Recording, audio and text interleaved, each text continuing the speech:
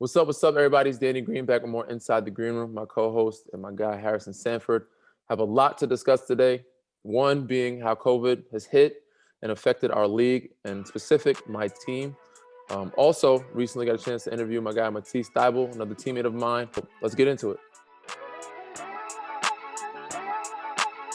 We're back with more Inside the Green Room. That's Danny Green. I'm Harrison Sanford. We've taped a number of episodes, but never really got to release them because so much has happened in the NBA. So stay tuned for this episode. We have an interview with Matisse Thybulle. We talked about Danny's recent trending streak on Twitter, Instagram, for some comments that he made. And obviously he had a career high in three-pointers made. But we jump right back into this episode because something major happened in the NBA. James Harden got traded from the Houston Rockets to the Brooklyn Nets, which kind of put the 76ers and potentially in a hole when it comes to winning an NBA Finals. Danny, where were you when you got the news yesterday? And give us the vibe of the team following that news. Yeah, I was kind of shocked at first. Not much shocks me anymore in this league, so I wasn't too surprised. But I was shocked at how fast the deal got done. You know, obviously James has let it be known how uncomfortable or how uneasy he was staying in Houston. And he let it know publicly just the day before. So then to get a deal done that fast, I was more shocked at that than actually a deal happening. Now, when they said it was to Brooklyn, I was wondering who was in the trade and, you know, who they had to give up, who had to get in return. But I said they kept Kyrie and KD, which was a shocker to me, and added James. Obviously, they're, you know, a three-headed monster now. It's a big threat. But it's going to be interesting to me to see how they make it work. I honestly think that the pieces they lost, the chemistry they had was very good. But in other words, they didn't really know what was going on with Kyrie. Like, Kyrie's off the grid, kind of find him. But when he's there, when everybody's healthy, when KD's back, they're a monster of a team already. So no adding that, it's going to be interesting. But I don't know how they're going to make it work, but it's going to be impressive if they do make it work. So obviously you're cool with Ben Simmons, and his name was popular in these trade discussions. Have you discussed it with him yet? Have you gotten how his thoughts maybe have changed, or how he took all the news because his name was popular yesterday, and it's assumed that if the trade did happen where Harden comes back to the Sixers, that he would have been the key piece involved? We had not spoken about it. You know, a couple guys we've had conversations. I've talked to Bias a little bit here and there, obviously, because I know him well. I know Ben well now too. We're pretty close, but you know, we focus on us, and whatever happens outside of us, we can't control. So we were worried about getting better as a group individually, and we were playing good basketball up until, you know, COVID thing happened. So we haven't spoken about it. We haven't focused or worried about it. We're worried about getting healthy and playing good basketball. If it happened, it happened. So that's something out of our control, but right now and then we're still continuing to focus on us.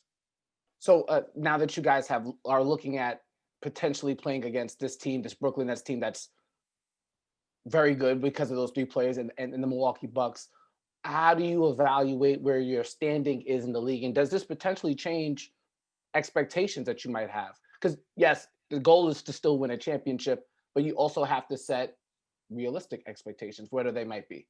For sure. You know, with everything going on and how much of a frenzy the league is in, postponements, you know, COVID things, standings obviously are important, but they're not important right now. We're trying to get back healthy. We're trying to get everybody back. But our expectations are always the same. It's always been the same. That's to continue to win every game we step on the floor and to win a championship. So it hasn't changed.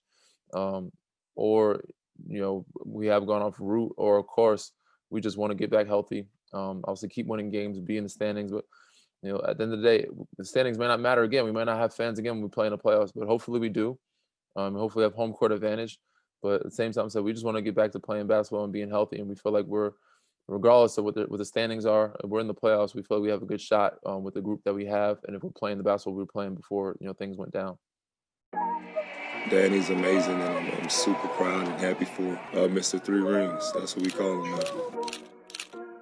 I think they said 9. Took a lot of them.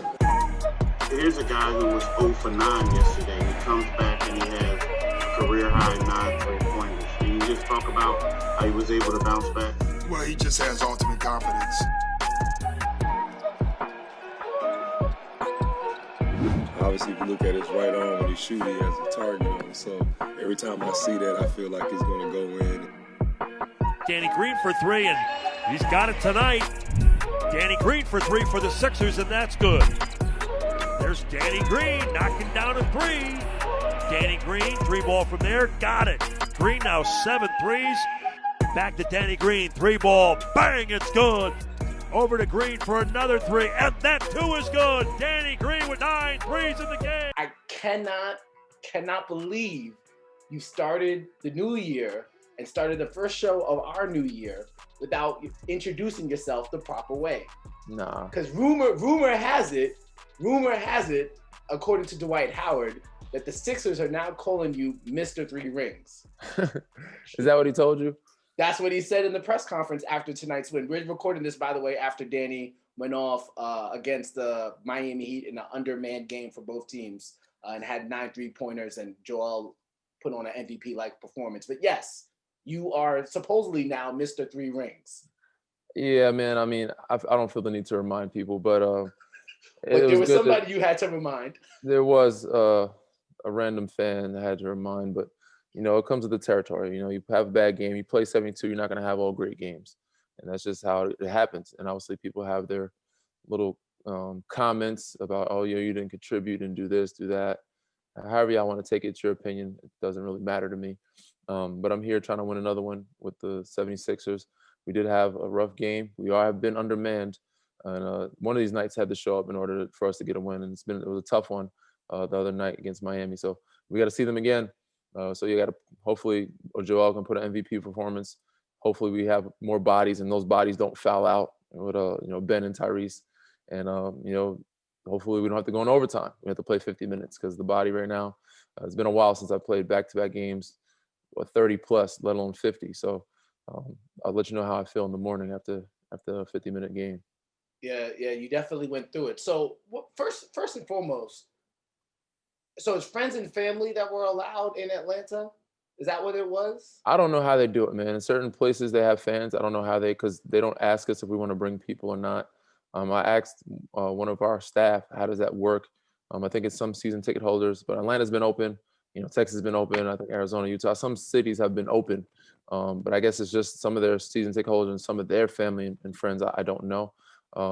But yeah, they had I don't know how, it seems so spread out. So it's hard to even, I guess how many fans. It might be 5,000. The arena holds 20,000. So it might be like 5,000 there. But it only looks like 500 because those spaced out. So anybody heckles you or says anything, the whole arena can hear it or see it. So all night, this dude kept going on and on, talking his shit. And eventually he found his way to the tunnel. He wasn't sitting there originally. He had to walk all the way around just to go viral. And wanted to comment is begging for a response. So I gave him one. Man, you got to start shooting better, man. You was 0 for 10, bro. I probably should have ignored it, man, but it's been a long couple of. We had a undermanned couple of games with long couple of days and, some frustration there. But, I mean, he said he was begging for a comment, man, just to go viral or whatever. But he got up out his seat. That wasn't his original seat. But he's all game kept going. So. Oh, and obviously there's not a lot of people in the crowd. So you could hear, if somebody's going in, you could hear them. That's what I'm saying. It says, I think most arenas let 5,000 in, but I think it seems like 500 because it's so little sprinkle of people around. So if he's yelling, it's so quiet in there, you're going to hear it. So all game, he's, chirping, yelling. I'm just like, man, sit down, shut up, watch the game. Like, you're lucky you're here. You're allowed to be here right now.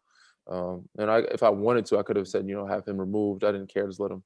But he found his way, said to the tunnel to try to make a comment or get a video just so he can go viral. And, he was begging for a response, so I gave him one. Yeah, well, as we talked about before the show with our producer, Amjad Osman, it ended up with you being trending on Twitter and trending on social media again. Yeah, I hate that. I've been trending, especially for the bad things, man. Hopefully it's looking up. Hopefully on this side, we can get trending for some better things on the East Coast. For sure. So wait, before we move on, so are you going to be Danny 3 Rings Green, or are we going to be I don't know, Mr. man. 3 Rings Danny Green? How are we doing this now? I didn't give myself. Because it's got to be a thing. I didn't give myself that nickname, but if they're going to call me that's cool with me. But I'm trying to, get the 4th one. We're working on getting back healthy, getting everybody back on board, and having we definitely need to call in the troops. We need some extra bodies, but and hopefully get back rolling because we were rolling before the COVID thing happened with most teams and our team specifically. If we get back to that, I think we have pretty good chance at doing something special. And that's one thing. And I think the people who watch our show or listen to our show, who've watched us over time, I think they understand, and you very much understand who you are as a basketball player. So with COVID kind of hitting the team and forcing all of these inactives and out for protocols and things of that nature, some of these games, like for example, that Atlanta game, your shot profile is not the same shot profile as it would have been if Seth was healthy, if Ben was able to play. And obviously you guys have been out without Furkan for a while now, but even having Matisse in there so you can play a couple of minutes here and there, or not having to overextend Tyrese Maxey. All these things matter if you're not yourself a primary shot creator. You are more of a shot. You're a possession mover or possession finisher. Listen, man, by any means, I know I'm no superstar. I'm not the guy that's going to create and make plays or be in a pick and roll. That's not my game. I'm a catch and shoot guy, space the floor, play, do good defense. When we're missing our point guard or point guards, we don't have Shake, we don't have Ben. It's only Brees, and they have me playing that position, playing point guard some of the game. It's like you said, even the volume of shots that I'm getting now, even with Ben back, it's more than normal. I'm having to take more shots than I normally have, which I'm not complaining about, but playing at a position is very different. It's new territory. Me playing pick and roll game, trying to figure out how to get the ball to Joel, also give Reese a break. But luckily we have Ben and Reese back. Hopefully they don't foul out next game, but playing at a position is different. The volume is different. Getting people in certain sets, offense and organization is very different territory for me. Having to coach, learn, also run it from a different position, and also take different type of shots that I'm normally not used to taking. Yeah, as somebody who just loves basketball in general, I am happy to see that you are now in an offense when everything's back together, where you are getting kind of more of the looks that you would desire, that puts you in a rhythm more. We discussed this before the show. You have a career high right now in assists, and that's just because the ball is pitching around a lot more, and that's because Joel has been so good at demanding double teams. And I think Doc and the coaching staff has worked really well in putting you guys in position to where if Joel outlets, the ball is going to start pinging around the perimeter, and good things have happened when you're fully healthy, which obviously is another story enough for another day. Well, definitely. I think a lot of my career high in assists has to do with Seth has been on fire and making shots when he was there, and scoring abundance. But we were moving the ball, and I think it's preference for anybody that's a shooter, anybody that's a basketball player. Our preference of those type of shots. Everybody's moving in rhythm, catching in rhythm, shooting, and finding each other. And it starts with Joel. He's done a great job of getting out of double team, also taking his time, picking apart defense, picking and choosing when to score, but also trusting us to be there to knock down shots or to get him open. And he's getting off the ball and finding us, and we knocking down shots and hopefully keeping the defense honest to where he'll have to play one-on-one, because they can't keep doubling if we're knocking down shots the way we were knocking down shots before the COVID hit. Another thing that I did want to look back on, and you and I and Jed, we were all talking about maybe we should record while you were in New York, and maybe like, all right, let's see what the league is going to do first before we decide to record. Can you summarize what you have gone through personally, what the team has gone through with all of these things as all of these protocols as it relates to COVID, whether it's you had contact, so therefore you have to sit 7 days out, or, you and I, we talked about this on the show, it's public information, you had COVID already. So like, do you have antibodies that allows you to be maybe more close contact? You don't have to worry. Can you still get it again? I know there's been a report today that some guys have gotten it again, but maybe you have the antibodies. And so some guys have to sit out 7 days. You were able to play again. It's so convoluted. And I'm sure maybe you don't even have all the answers. How are you processing everything that's happening on a day-to-day basis? So I was very new to it when it was in LA, when we first got it, and we're still learning about it with our team. Now, I wouldn't say I'm professional, but I understand it pretty well. But New York was a shit show, to say the least. After we found out, after the game, we had to stay there, get tested the next morning to see if Seth was a false positive or not, or whoever else might have been positive, or contact tracing, figuring that out.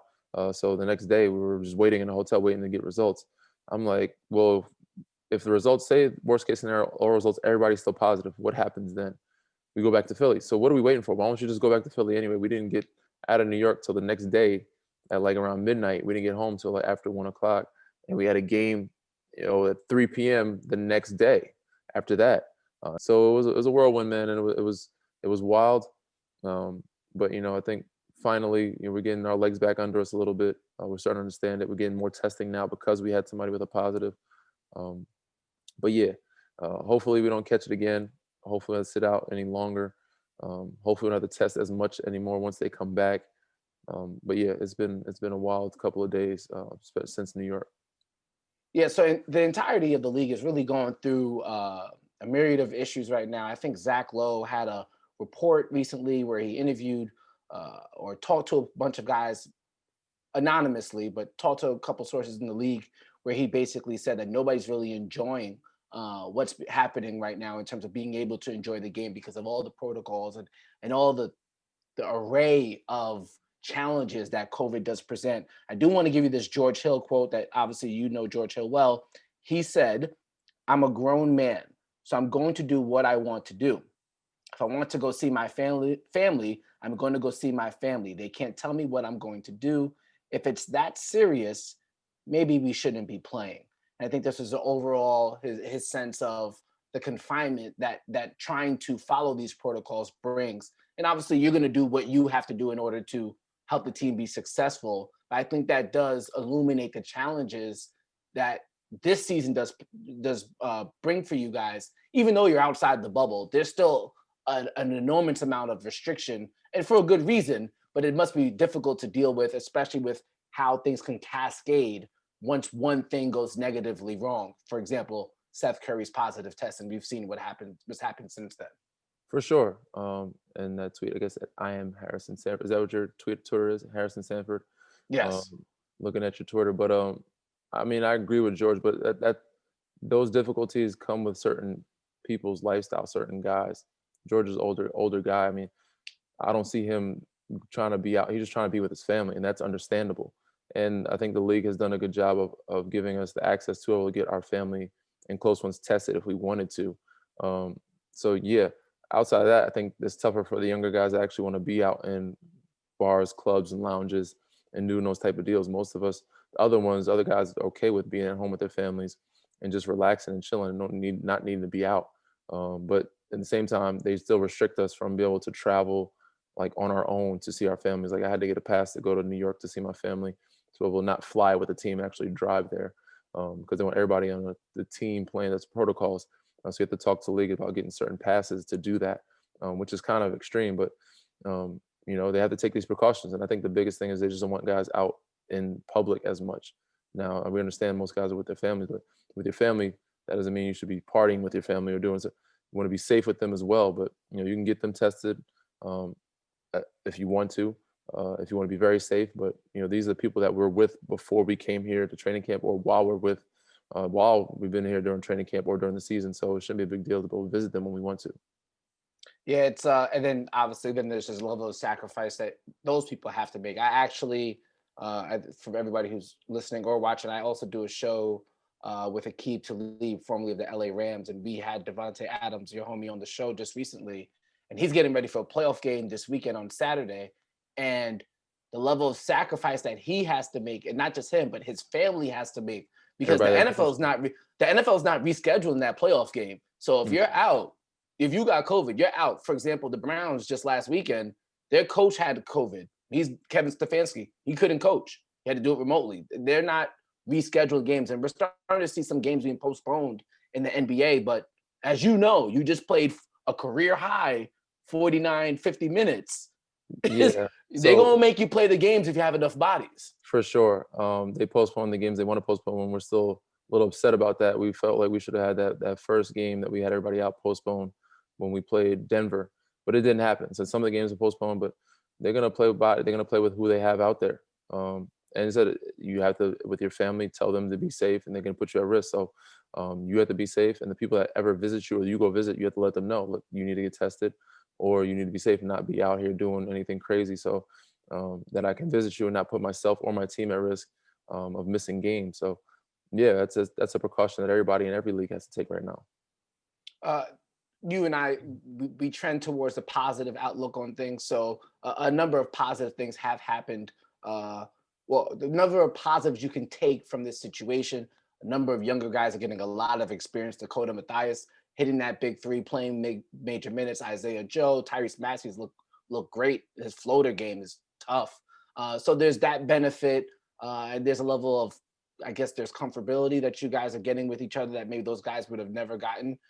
So you could always draw some positive, but obviously there's a lot to work with.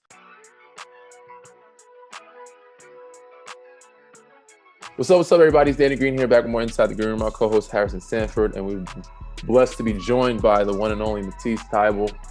Matisse, man, appreciate you coming on the show, man. It's been amazing being your teammate for these first couple of weeks. I've always liked your game, and since you've been drafted, I always compared you to a combination of me and Kawhi. Somewhat, you can shoot it, you can defend, you have very good, I guess, reflexes. Cat-like reflexes, and defensively just been amazing, man. But recently been doing a vlog, I guess right before the bubble or so. Yeah. Tell us about that. And then, are you still doing them? How's that going? Where can we find them? Talk a little about it. Yeah. So, I mean, I started the vlog when we got to the bubble, and it was just like my way to document the whole thing. I was that guy walking around everywhere with a camera, shooting everything. But I mean, it went really well. Like, people really enjoyed watching it. I put them all up on YouTube, that you can find them now. And I mean, as of right now, it's all to be determined. Like, we'll see how things get going. Once this basketball gets rolling and we all get into a groove, I might pick it up again. I heard you broke Gary Payton's Pac-12 steals record. And I heard you guys played, I guess, changed your defenses throughout the years. You had different coaching staffs. Yeah. But I was wondering, do you have any defensive goals this year and defensive goals for your career as you're entering, a young player in this league? Yeah. I mean, for me, stats are something I try not to chase because it's a rat race that gets dangerous. But I mean, when it comes to steals and blocks and deflections, like last year, I think, like in terms of rookies, I think I led all rookies in steals, and I was like top 10 in blocks. And then this year, I want to try and be, in terms of just all NBA, top 10 in steals, and then I don't know how. I think blocks was going to be harder, so maybe top 20. But I mean, even in terms of, like, we talked about this in the locker room that one day, just like in terms of guards, like how it goes like you, Ben, then me in terms of blocks per game as guards. And so just continuing that. Didn't know this, that you were qualified to be you have a dual citizenship. Mm-hmm. I did not know, because when I first met you, I actually was like, "Are you French? Do you speak French?" You were like, yeah. You're like, "No, I'm Haitian, but my parents didn't teach me." But I did not know you had dual citizenship with Australia. So talk about that. If you can play for the Australian team, national team. Have you and Ben talked about that, doing that one day? Yeah, no. Then that's actually the plan for this upcoming Olympics, is to play for Australia. And it's random, I know, because like you look at me, you hear my voice, you like none of it says Australian. But yeah, we lived there for like 4 or 5 years when we were kids. My sister was born out there. My dad's work took us out there, and we stayed for a little bit. And after staying there long enough, we were able to like apply for citizenship. We got it, and we just maintained it. That's dope, man. Awesome. Yeah. I've never been. I always wanted to go. So it's on the bucket list for your boy. Matisse, if you could just talk about, and Danny, I'm sure it's probably interesting for you to see Matisse go through this process. Year 2 is a big year, and obviously your year 2 was obviously very different because you were no longer with Cleveland. Mm-hmm. Year 2 is a big year for an NBA player, and so to get thrown into this new mix with a team that's contending for a title in that title contender realm, but having a weird offseason, coming off a weird end of last season, how are you adjusting, Matisse, and Danny, what advice have you lent him to going through this process? Because a young player in a developmental year on a contending team with all the nuances of COVID and fan restrictions and all this type of stuff, it must be a lot to handle. Matisse, I'll let you go first. Yeah, it's tough. The off season wasn't. Everyone talks about how your off season's your chance to grow and like get better. And I mean, this obviously Danny's off season was shorter than anybody's, but like ours across the league was short. And then also just being hurt through the second half of my off season, it took the time that you have to grow and like build off of last year and just significantly shrunk it down. But I will say this, that I'm so lucky and I'm really excited to be playing with you, Danny, because just being someone that coming into the league, like I kind of fit the mold of like a Danny Green, where it's like a 3-and-D player, and I would like my dream would be to have a career modeled after yours, like to be a champion, to be like, to be able to confirm yourself year in and year out that you are an elite level defender and a great shooter is just, it's an amazing accomplishment. I appreciate that, man. Hopefully I can keep that up. But I'm just as excited, man, because like you said, I see a lot of you in me, but a better version of me. Definitely more athletic than I was. You know, you better instincts defensively. I had to use my IQ to try to outsmart guys. I wasn't as athletic enough to do it. But I said the advice that I gave him, Harry, that you asked. First of all, just trying to learn everybody in the locker room, but he has to grow. I said, unfortunately, he wasn't able to grow as much this offseason. But I love that he has the defense on the floor. He's just extremely confident. He knows what he can bring to the table. He's aggressive. Offensively, he is at times, but sometimes I'm trying to help him grow in that area, like just be offensively more aggressive. And that doesn't mean score, but, be aggressive in the sense you can still make plays for your team, make plays, look for plays for yourself, but while doing that, you can make plays for your teammates and be confident in themselves. Because I said he very capable of being a great shooter and a great person that can, slasher at the same time and probably make play too here and there. But I think what's great about him, he knows himself. His IQ is very high, so he knows what he can and can't do. And he's like, I'm not going to force the issue. But sometimes it's okay to force the issue. That's the only way he's going to be able to grow. And I said, because the offseason is so short, he's going to have to do it in games. And he's going to have to try. And that's fine. Everybody's going to have mistakes. We're going to have to grow and hopefully win games as we're making mistakes.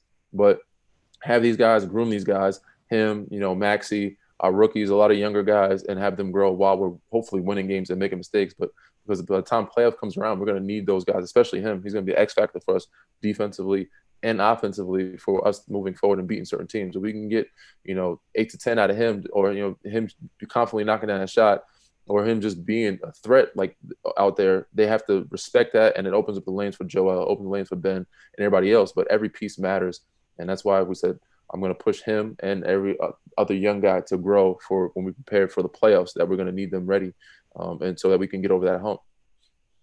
And lastly, before we get into our game, and Danny, and if you could elaborate on this too, I find it interesting because when you are a young player, especially somebody who has the build of Matisse, it's not wrong to have visions of grandeur. It's not wrong to envision yourself as a perennial all-star, as like a title, a leading person on a title-winning team. But in this situation, where you already have a situation where Ben and Tobias and Joel, obviously, I always found it interesting. How do you balance like your personal expectations or your personal aspirations versus like fitting the team goal? It's kind of hard, I feel, as if when you're a rookie and you're on a title winning team, as opposed to going to a team that's destined for the lottery and you have a number of shots that you can take. I think of like the Deion Waiters situation, for sure, where he was drafted by Cleveland, top 5 pick, but he's with LeBron and Kyrie, but he expects a certain level of himself because that's what he wanted all entire, growing up. So if you guys could elaborate on that. I don't mean to cut you off, Harrison, but I knew exactly where you're going with that. And I definitely understand what you're saying, but a lot of that starts with self-awareness. And I said, this is why he's such a high IQ guy. He's very self-aware of what he is, who he is, and what he can do. And, a lot of guys, a lot of people in the world, not just in the league, NBA, they're a little delusional about themselves and they think they're better than what they really are, which it's okay that you're supposed to have that confidence. You're supposed to think that, be confident, and approach things that way. But I do like the guys that kind of undersell themselves because I think it leaves more room for growth, because he's probably a lot better than he gives himself credit, which is a good start, because, you don't have to humble him. A lot of other guys, if it's the other way around, you have to humble guys, then it's harder for them to take a back seat or to understand what their role is. He already knows where he's at and what he could be, which he's already probably past that and better than that.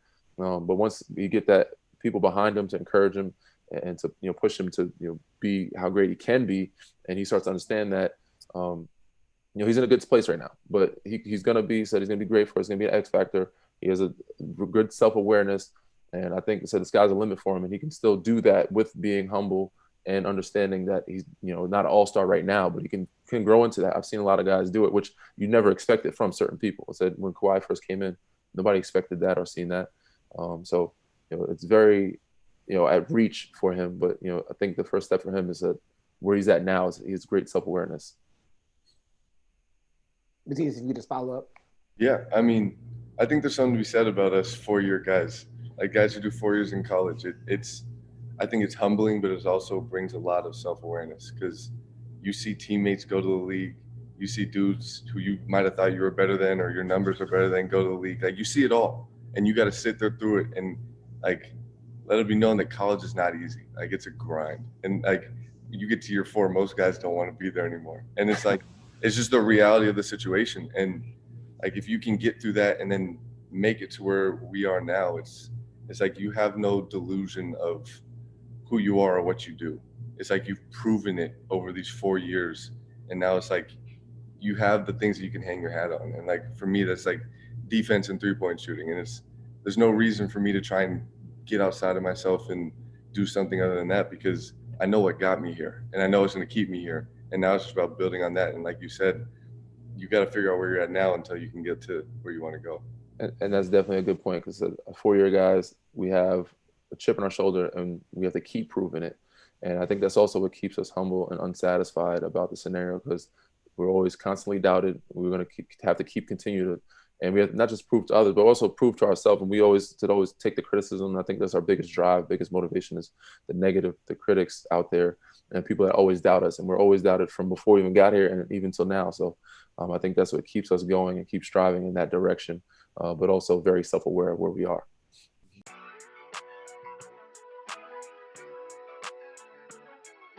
So as we promised, we were going to play a little game between Danny Green and Matisse. So I wonder what you guys, if you guys were going to play this game with each other, is there a friendly bet that you guys might want to have with each other? I know you guys were mentioning Secret Santas, but is there a bet that you guys would have? I don't know. Push-up seemed a little bit too corny for me. But once we finish the game, there has to be something on the line. I know you don't know what the game is, but it'll be worth it. We can do something maybe. You know, we're not allowed to gamble or anything, but we can do a gentleman's bet somehow. Yeah. Keep it very gentlemanly. This is, it will be something along the lines of getting to know your teammates. Okay. Who wants first? I'll jump in first. I'll let Matisse. Okay, we'll do that. Get comfortable, and then I'll The things we got. Okay, Danny. Here's your first question. Again, this is about getting to know Matisse. Okay. What team drafted Matisse in last year's draft? Before he was traded to Philly. The Orlando Magic, the Philadelphia 76ers, the Golden State Warriors. Yeah. I don't think he was Boston traded. Celtics, or the Chicago Bulls. One more time. Which team drafted your teammate, Matisse Thybulle? The 76ers, the Golden State Warriors, the Chicago Bulls, the Orlando Magic. You were traded, Tease? No way. Celtics. He was not traded. I don't think he's traded. I think he was drafted by Philly. Am I mistaken by that? Oh, is that your final answer? Yeah, that's my final answer, bro. I honestly. Matisse? Boston Celtics. Boston, wow. Traded on draft night. Well, thanks, Boston, for Good luck. Yeah, okay. Do you remember that draft experience, Matisse? Did you, in terms of like getting traded? Yeah, it was weird because anyone who's been to the draft, like you see the cameras come to your table, and then my agent leaned over to me and he's like, "So Boston's about to draft you, but you're gonna end up in Philly." And I was like, I'm like trying to like understand this as like they hand me the hat and I'm going up shaking hands and like, what is going on? I get off, take the hat off, and they're like, "How are you? Like, how's excited you to be going to Boston?" I was like, like it was confusing. As a young kid, it's hard to be able to politically the correct way answer those questions. Yes. Yeah, I'm so excited about Boston, but in your mind, knowing you're not gonna be there. Exactly. So I could imagine that trying to, take all that in at that moment and try to answer those questions had to be crazy. It was a lot. People kept asking me if I wanted to keep the hat on, and I was like, Question number 2, Danny. Yeah. Now, according to Wikipedia, I haven't verified it yet. According to Wikipedia, Matisse couldn't consistently make layups until 8th grade. He went on to Washington, obviously, and played very well there, won a Defensive Player of the Year award. My question for you... We know it's all bullshit. We know you can make according to ESPN.com... Yeah, Matisse, we could address that after. According to ESPN, what star recruit was Matisse? A 5-star, a 4-star, or a 3-star? Mind you, he went to the University of Washington. Yes. I think he was like I want to say 4-star, 3 or 4-star, I want to say. Maybe I'm wrong, but I'm going to say, can I say 3.5, 4? Can I say 4? I'm going to say 4. I'm going to say 4-star. Matisse, do you know this answer? I think I was a 4-star. I might have been a 3. I don't really remember. ESPN had you as a 4-star. All right. I know my teammate a little bit. It's still early in the season, but I know a little bit. Okay. What defense did Matisse play in college, Danny? Man-to-man or 2-3 zone? At Washington? Mm-hmm. I think they mixed it up, but I want to say they played more man-to-man. My last 2 years, we played basically only zone. Damn. The West Coast conferences, man, I wasn't. No, that was brought over from Syracuse. Yeah. Zone. Okay. Was one of your coaching staff from Syracuse too? Yep. Mike Hopkins. He was like the assistant there for like 20 years. Wow. After my sophomore year, came to Washington. And won defensive player of the year off of a 2-3 zone, which is pretty damn impressive. It's really impressive. It's a little bit easier, but I'm telling you one. Final question. Matisse, as a dual citizen, is eligible to play for the Australian national team, obviously, if they select him. Mm-hmm. My question for you, Danny, does the Australian national team have an actual, I guess it wouldn't be referred to as a mascot name, but I guess it would be a country name for the team? Here are some examples. The Australia Koalas, okay. The Australian Outback, mm-hmm. the Australia Boomers, okay. the Australia Kangaroos, or do they have no country/mascot name? I want to say they do have a name. I should know this because I was teammates with Patty Mills for a long time. You should. I had Aaron Baines with me for a while. I know Joe. You want the options again? Is it the Kangaroos? Do I have to I'm not telling you the answer until you say it's your final answer. I'm not telling you. I think it's the Boomers. I think Australian. I think they have a name. So is that correct? Then I have to pick a name. Correct? I'm not telling you, Danny, until you say it's your final answer. Yes, they have a mascot name. That's my final answer. And which one is it? You have Outback, Kangaroos, Koalas, or Boomers? I'm gonna go with Boomers and play it safe. Well played. Yeah. Yeah, you got it. Right. So what was that? 2. So that was 2 out of 3. Or yeah, 3 out of 4. 2 out of 4, something like that. 2 out of 4. I got the 2-3 zone wrong, and I got the draft night wrong for sure. Yes, you did. All right, Matisse. Hey, learn a little bit about your guy Danny here. Danny did please add some commentary. Like that was way better than I was expecting. We're only with teammates for like 2 weeks. So. Yeah. All right. Danny's younger brother Devontae is currently playing in Greece after graduating from college this past spring. What college, Big Ten school, did he play for? Wisconsin, Michigan, Michigan State, Ohio State, or Indiana? Family questions are tough. I'm gonna go with Indiana. I don't know why. Go ahead, Danny. You got it. Yeah, that's correct, man. That's correct. Really? Yeah, that's correct. He went to IU. Trust gut, man. Coincidentally, Danny and his brother also are very similar in the fact that they have shooting-related, like basketball shooting-related tattoos on their bodies. Danny's brother Devontae has the unlimited Grand Theft Auto. Yeah, the Grand Theft Auto. That's dope. He has the unlock, or he was the first one to have the Oh wait, is it like the control thing? Not the controller. It's the what's the name to unlock the cheat code. The cheat code. It's the cheat code for the unlimited ammo. Is the code written as like words, or it's like written like L1 triangle L2. Oh. Yeah, it's like I think it's on his shooting arm or his left arm. Where he gets unlimited ammo on his left arm. I guess All right, Matisse. So you're 1 for 1. I think you kind of got lucky with that one, but 1 for 1 nonetheless. Next question. What number was Danny wearing when he set the NBA Finals record for most threes in the finals? It's been broken since then. But what number was he wearing? Number 1, number 14, number 24, number 4.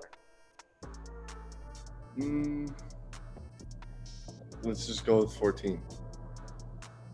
That's a safe answer, but it's incorrect. I couldn't wear that number when I first got to San Antonio. Somebody else had it, and Really? Gary Neal had it, so I was number 4 for my first couple of years there.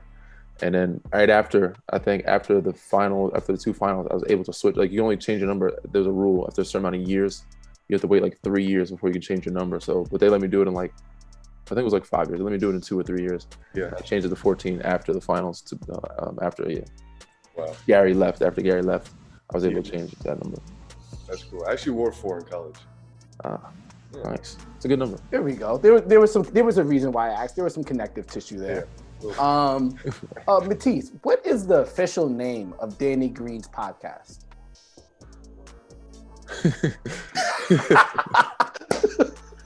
That's hilarious, bro.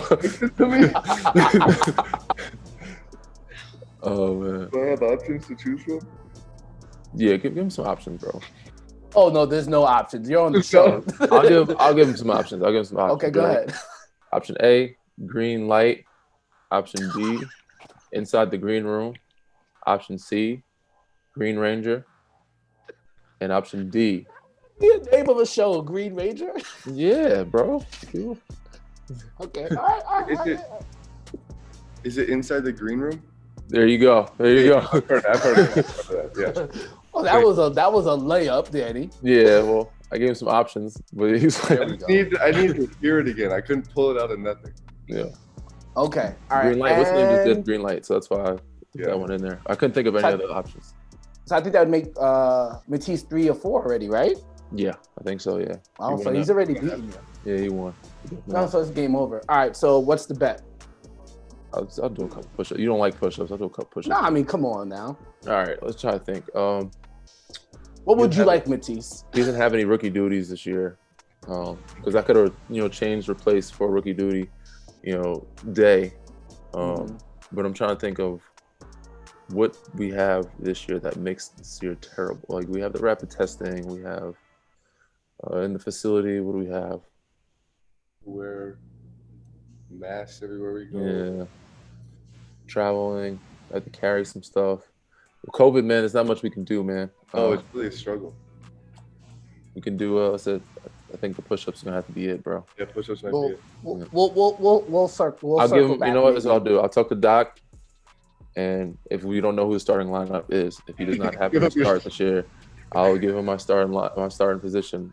Take an extra. Hey, Danny, take an extra rest day this year. Yeah, and mandate that it has to be Matisse. And Matisse has to start. So yes, if he does not start this year, I will give him my starting position for one of the games for sure. There we go. Matisse, we appreciate your time. Danny, any last words? No, man. Thank you so much, man, for joining us, man. It's been amazing. People check out his vlog. I don't know if he's not doing it anymore as right now, but you can still check out the episodes. Where can we find that? I mean, YouTube, Instagram. I think I post them on Twitter, but YouTube's the way to go. Dope. Appreciate the time, man. Appreciate you joining us. Hopefully have you back after the end of the year when we are celebrating, hopefully winning a championship. For sure. Appreciate you guys having me.